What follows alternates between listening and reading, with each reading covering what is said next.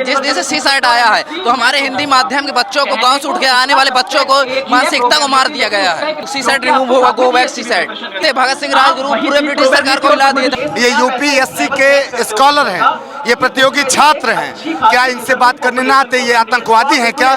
जिस भारत को युवा प्रधान देश बता के, जिन युवाओं के सपनों से, इमोशन से खेल के आपने अपनी सरकार बनाई, आप उन्हीं के नहीं सुन रहे हैं, आप उन्हीं के साथ नहीं हैं, तो आपको अब कोई बचा नहीं सकता है। ये जो सरकार है ये खेती किसानी लायक भी तो युवाओं को नहीं छोड़ रही है।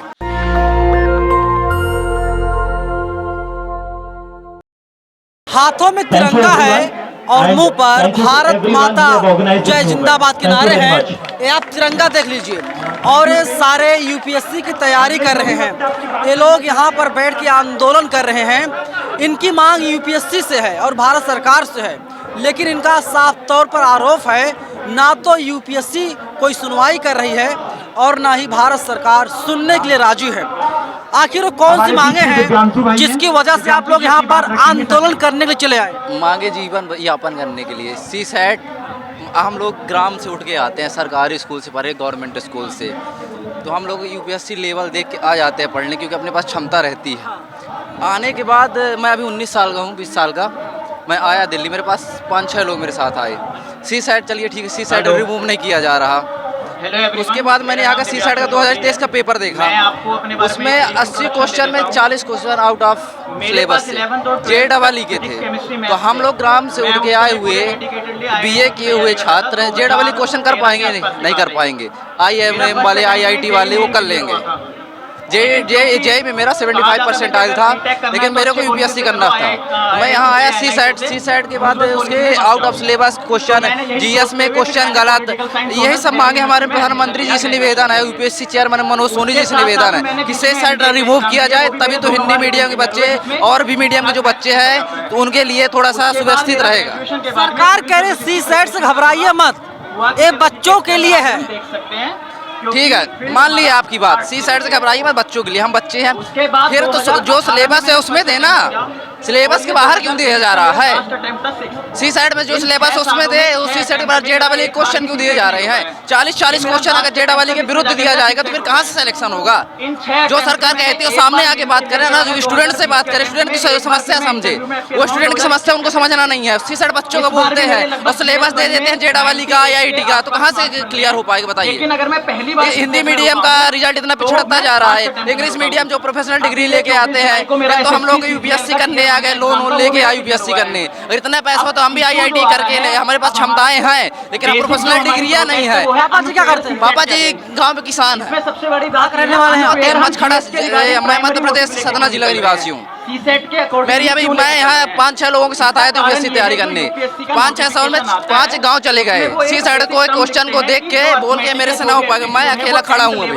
ये है असली सच्चाई। और मैं आपको बता दूं, लगभग 1 दशक से सीसैट का विरोध हो रहा है। इलाहाबाद से लेकर दिल्ली तक आंदोलन होता है। और आपको याद होगा कि साल 2014 के आसपास तमाम बच्चों ने ट्रेन को रोक दिया था और उन लोगों ने कहा था सरकार सुनवाई करे, यूपीएससी सुनवाई करे। ना तो सरकार सुनने को तैयार है, ना तो यूपीएससी सुनने को तैयार है। नहीं सुन रहा। हम लोग कब से 2010 से आया सीसैट, मुझे समथिंग मालूम नहीं, 2010 से समथिंग आया है। उससे सीसैट में हिंदी मीडियम के एकदम मतलब पहले सिलेक्शन होते थे, टॉप 1 रविंद्रनाथ टैगोर हुए सिलेक्शन, हिंदी मीडियम का रिजल्ट बढ़िया था। जिस दिन से सीसैट आया है तो हमारे हिंदी माध्यम के बच्चों को, गांव से उठ के आने वाले बच्चों को मानसिकता को मार दिया गया है। पहले कहा जाता था ट्रेन रुकेगी सरकार झुकेगी। 2014 के आसपास इलाहाबाद में कमायनी एक्सप्रेस को रोका गया था, लेकिन सरकार फिर भी नहीं झुक रही है। दिव्य कीर्ति सर हमारे जो है सम्माननीय, उन्होंने इसका विरोध किया है। उन्होंने गलत तरीके से सवाल पूछे जा रहे थे, आप यही बोलने आए हैं, ये क्यों बोल रहे हैं, उनसे ऐसे सवाल हो रहे थे। दूसरी साइड का मुद्दा ही नहीं था। अब हम लोग यहाँ एकजुट हुए, थोड़ा भी संख्या में कम है, लेकिन संख्या में बढ़ेंगे हम लोग। सीसैट रिमूव होगा, गो बैक सीसैट। कितने बच्चे हैं जो प्रभावित हो रहे हैं इससे? हिंदी मीडियम के सभी बच्चे, 50% बच्चे प्रभावित हो रहे हैं। कुछ बच्चे गाँव से चल के आते हैं, किसी को विरोध है, जैसे वहाँ स्टेज में बातें करने गए, कोई बच्चे डरते भी है ना भाई, कानून से डरते हैं। जैसे मैं भी आया वहाँ बोलूंगा, अगर कुछ मेरे से गलत निकला तो सरकार के विरुद्ध हो जाएगा ना, लेकिन जब क्रोध आता है तो आदमी बोल देता है। आपको डर नहीं लगता कि कई बार गिरफ्तारियां भी हुई हैं? पुलिस गिरफ्तार करके ले गई। नहीं, बिल्कुल डर नहीं लगता इसके खिलाफ। इसमें हमारी जिंदगी का सवाल है। इसमें हम गांव से आते हैं, गांव के लड़के जेईई मेंस के सवाल सी साइड में पूछे जाते हैं। इसमें कहाँ तक हम अपना अनुभव, एक्सपीरियंस अपना आगे तक दे सकते हैं, जब जिस पढ़ाई को हमने पढ़ा ही नहीं, जेईई मेंस की अभी तैयारी कर ही नहीं रहे, उसमें यूपीएससी के कहाँ से क्वेश्चन आते हैं, तो कहाँ से हम लोग तैयारी करके दे पाए। इस तरह में यूपीएससी का आगे निकलना है, हम लोग पीछे जा रहे हैं। एनसीईआरटी सीबीएसई बोर्ड के लड़के आगे हो बढ़ रहे हैं, एमपी बोर्ड के लड़के पीछे चले जा रहे हैं, कोई फायदा नहीं मिल रहा। हम लोग गाँव के लड़के हैं, गाँव से उठ के शहर पे आए, कोई मतलब नहीं हमारे लिए। इसीलिए मेरा यही कहना है, सरकार कह रही है कि ये छात्रों की सरकार है, युवाओं की सरकार है, नौजवानों की सरकार है। कह रही है, लेकिन जब तक चुनाव नहीं होते तब तक कह रही है। जब चुनाव हो गए उसके बाद भूल जाती है सरकार कि क्या कहना है क्या नहीं कहना, कोई मतलब नहीं निकलता। सरकार के लिए तो है, सुन रही है सरकार, कोई मतलब नहीं निकल रहा। सरकार को हमारी सुनना पड़ेगा। सरकार तो एक दशक सुन रही है साहब, क्योंकि अत्यधिक बच्चे क्रांतिवीर सिचुएशन में आएंगे। सीसाइड हटाने के लिए देख, भगत सिंह 3 लोग थे, भगत सिंह राजगुरु पूरे ब्रिटिश सरकार को हिला दिए थे। हमारी संख्या में मत जाइए, हम 100 हैं, सबके भारी हमारी संख्या बढ़ती जाएगी। डीएम एसडीएम कलेक्टर बनने आए, क्रांतिकारी बनने आए आप लोग। डीएम एसडीएम बनने आए, क्रांतिकारी बनने आए हैं। देखिए, विचार क्रांतिकारी यही प्रशासनिक सेवा में बच्चों को यही कहकर दबाया जा रहा है कि आप क्रांतिकारी विचार नहीं, आप कलेक्टर है, प्रशासनिक सेवा में आप क्रांतिकारी। अगर क्रांतिकारी भी 80 साठ आया, कल कोई और सेट आएगा। थोड़ा सा विचार, अपनी भावनाओं को बदलना पड़ेगा, सरकार तब बात सुनेगी अपनी। अगर एक स्टूडेंट आप भर्ती के तौर में अगर बातें करेंगे तो न सुन पाएगी सरकार। इन्होंने एक नहीं सुन प्रॉपर, पाएगी। मेरे अकॉर्डिंग यह एक प्रॉपर आइडियोलॉजी कहना है सरकार नहीं सुन रही है। कहाँ से हैं भाई साहब? आगे भेजा जाए। मैं उत्तर प्रदेश से हूँ, अभी 5th रहता मुखर्जी नगर में हूँ। सरकार तो आपकी सरकार है, युवाओं की सरकार है, नौजवानों की सरकार है, फिर भी नहीं सुनवाई कर रही है। कौन कह रहा है नौजवानों की सरकार है और कौन कह रहा है कि युवाओं की सरकार है? ये तानाशाही निरंकुश लोग जो सत्ता में और आयोग के अध्यक्ष जो इन लोगों की दलाली कर रहे हैं, युवा यहाँ पर बैठे हैं। अगर ये युवाओं की सरकार होती तो सत्ता में बैठे लोग और जो आयोग की जिम्मेवारी तय करते हैं उसके अध्यक्ष क्या यहाँ पर आके इनसे बात न करते? ये युवा जो यहाँ पर बैठे हैं ये यूपीएससी के स्कॉलर हैं, ये प्रतियोगी छात्र हैं। क्या इनसे बात करने ना आते? ये आतंकवादी हैं क्या? जब ये अपने धरना प्रदर्शन की मांग करते हैं तो प्रशासन इनको इजाजत नहीं देती है, इनको डिटेन किया जाता है, धमकी दी जाती है। आज जंतर मंतर पर उन्होंने बैठने के लिए 1 दिन का केवल आदेश दिया। तो आप बताओ कहां से युवाओं की सरकार है? दूसरी बात, इतनी निरंकुशता और तानाशाही सत्ता में बैठे लोगों को आप समझिए कि सत्ता से उखाड़ फेंकेगी। उसका कारण है कि जिस भारत को युवा प्रधान देश बता के, जिन युवाओं के सपनों से, इमोशन से खेल के आपने अपनी सरकार बनाई, आप उन्हीं के नहीं सुन रहे हैं, आप उन्हीं के साथ नहीं हैं, तो आपको अब कोई बचा नहीं सकता है। और जिस तरीके से आयोग में भेदभाव हो रहा है लोगों के साथ, बच्चों के साथ, आप समझिए कि अगर वो बात करने नहीं आए तो ये आंदोलन लंबा चलेगा और आयोग को झुकना पड़ेगा। क्या नाम है आपका? सूरज भान। भान जी, जाइए खेती किसानी कीजिए। कहाँ आईएएस आईपीएस बनना चाहते हैं आप लोग? ठीक बात कह रहे हैं। ये जो सरकार है ये खेती किसानी लायक भी तो युवाओं को नहीं छोड़ रही है।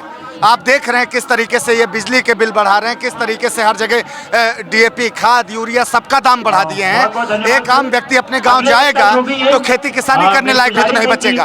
और जिस देश का, समाज का, मध्यम वर्गीय परिवार का बाप अपने पेट की तन की रोटी काट के बच्चे को अपने समाज के साथ एक सपने को दिशा देने के लिए दिल्ली मुखर्जी नगर आईएएस पीसीएस बनने के लिए भेजता है, तो क्या वो अपने सपनों को मार दे?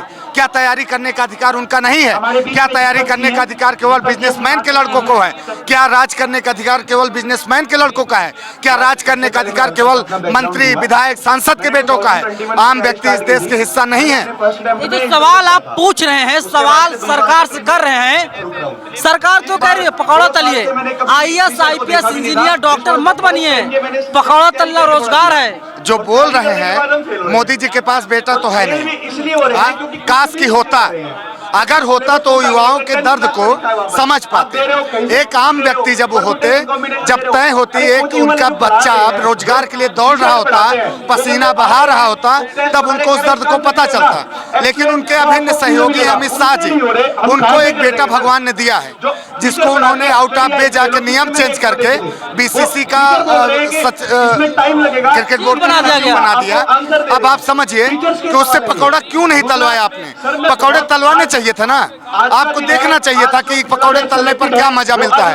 पकौड़े तलने के लिए, पकौड़े तलने को आप रोजगार बता रहे हैं उस युवा के लिए जो अपना आधा जीवन तैयारी करके पढ़ने में बिता देता है।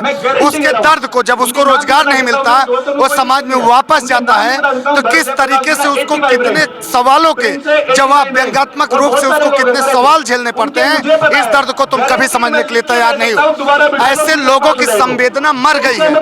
जो पकौड़ा तलना कोई गलत बात नहीं है, पकौड़ा तलना अच्छी बात है, वो भी एक रोजगार है। लेकिन आप भारत के 50% युवाओं का भविष्य पकौड़े तलने के आधार पे आप भारत है या नहीं? हिंदू और मुस्लिम, देखिए भैया, हिंदू हैं, धर्म की रक्षा भी करना पड़ेगा। गर्व से कहते हैं हम हिंदू हैं, हम तो छत्री हैं, हम तो कहते हैं छत्री। बिल्कुल, छत्री का मतलब ही होता है कि समाज की रक्षा करना। जो छत्र से समाज को बचाए वो छत्री होता है। तो इसका मतलब क्या है?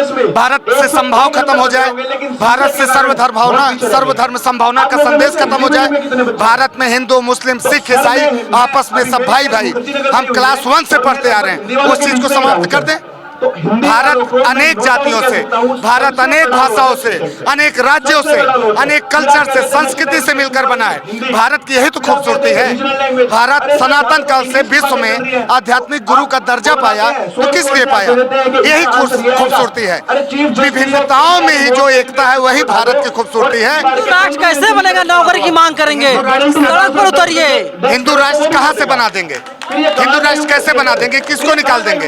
ये वोट का जो प्रोपेगेंडा है, वोट लेने का जो प्रोपेगेंडा है इनका, वोट का अब इनका जनता जाग रही है, और जब जनता जागेगी, युवा जाग जाएगा ना, इनको उखाड़ फेंकेगी।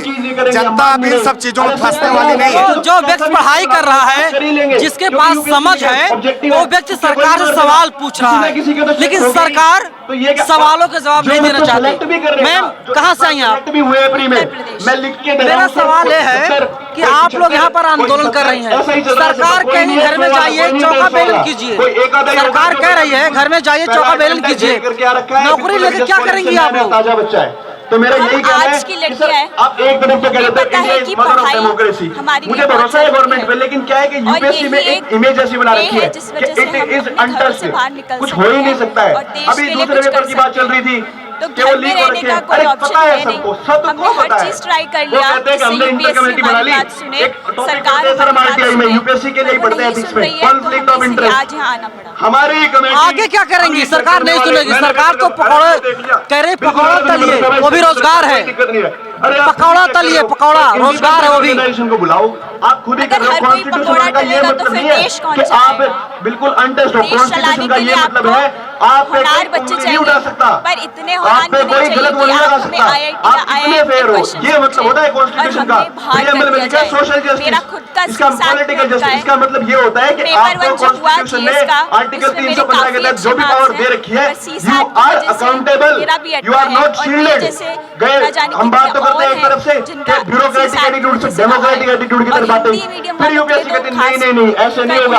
आंसर की तो तभी आएगी क्योंकि अभी सभी बच्चे हाथ में जो पोस्टर अब की बार सीसेट हुआ 10वीं के पार, और छात्र हैं लगातार आंदोलन करते रहते हैं, विरोध प्रदर्शन करवाते रहते हैं, लेकिन सरकार सुनने के लिए राजी नहीं होती। ये भाई साहब जो है उनका जो इनकी है आंख है वो काम नहीं करती। यूपीएससी सो रहा है, देश का भविष्य रो रहा है, लेकिन सरकार सुनवाई करने के लिए राजी नहीं है। आप लोग आंदोलन कर रहे हैं, सरकार कोई सुनवाई नहीं कर रही है, ना यूपीएससी सुनने को तैयार है। आगे क्या करेंगे आप? जब तक हम लोग को जो है कि पॉजिटिव कुछ सरकार की तरफ से नहीं मिलता है, तब तक हम लोगों की मांगें जो है ऐसे ही चलती रहेंगी, क्योंकि सीसेट के वजह से जो ग्रामीण पृष्ठभूमि के जो छात्र हैं वो काफ़ी नकारात्मक तरीके से प्रभावित है। ठीक है, तो जब तक सरकार और मीडिया भी, आप लोग का भी इसमें कुछ सकारात्मक हम लोग को सहयोग चाहिए कि लगातार इस मुद्दे को जो है कि आप लोग की तरफ से उठाया जाए, और जब तक हम लोग की मांगे यही है कि कोरोना से जो प्रभावित जो अटेम्प्ट हैं लोगों का, और इसके अलावे जो है कि जैसे कि सीसैट के वजह से जो हम लोग को नकारात्मक तरीके से प्रभावित हो रहे हैं, तब तक हमारी मांगे यूं ही चलती रहेंगी। चलिए, साफ तौर पे इन लोगों का आंदोलन जो है वो चल रहा है और सरकार इनकी मांग को नहीं सुन रही है, मांगों को मानने के लिए सरकार तैयार नहीं है।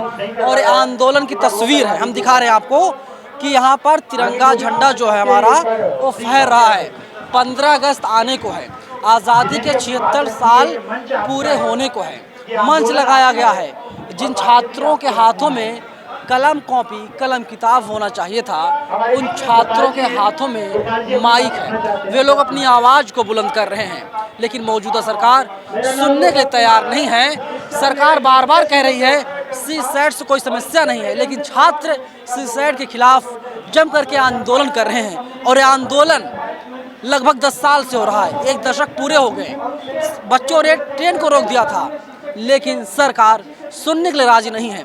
एक सच्चाई मैं आपको और बता दूं इस सरकार की, ये जो सरकार है, मौजूदा सरकार नरेंद्र मोदी की सरकार है, इसमें जब किसान आंदोलन करते हैं, सरकार कहती है हम आपके लिए कानून लेकर के आए हैं, कानून ला रहे हैं। किसान कहते हैं हमें कानून चाहिए नहीं। बच्चे आंदोलन करते हैं, सरकार कहती है हम आपके लिए कानून लेकर के आ रहे हैं। बच्चे कहते हैं कि हमको ऐसा कानून चाहिए ही नहीं। मतलब जिसके लिए सरकार कानून बनाती है वही लोग आंदोलन करते हैं, और सरकार से जब आमने सामने की बात करने की बात की जाती है, सरकार उससे मुकर जाती है। इनका डेलीगेशन भी सरकार से मिलने के लिए गया था, लेकिन कोई भी ठोस आश्वासन इन लोगों को नहीं दिया जा रहा है। जो भारतीय छात्र हैं, सीसैट के जरिए उनको बहुत मुश्किल होती है कि वे यूपीएससी की परीक्षा को पास कर सकें, क्वालिफाई कर सकें, और इनका सपना सिर्फ सपनों में रह जाता है और कभी सच साबित नहीं हो पाता। और इसीलिए ये लोग दिल्ली के जंतर मंतर पर आंदोलन कर रहे हैं। कैमरा पर्सन आशीष के साथ मैं नवीन कुमार नंदन, नेशनल दस्तक, जंतर मंतर, दिल्ली। नेशनल दस्तक की आपसे गुजारिश है कि अगर इसको बचाना चाहते हैं तो नेशनल दस्तक को सब्सक्राइब करने के लिए रेड कलर के सब्सक्राइब बटन को दबाएं, फिर बेल आइकन की घंटी दबाएं। नेशनल दस्तक को बचाने के लिए बहुत जरूरी है कि हर खबर को शेयर करें, लाइक करें, कमेंट जरूर करें।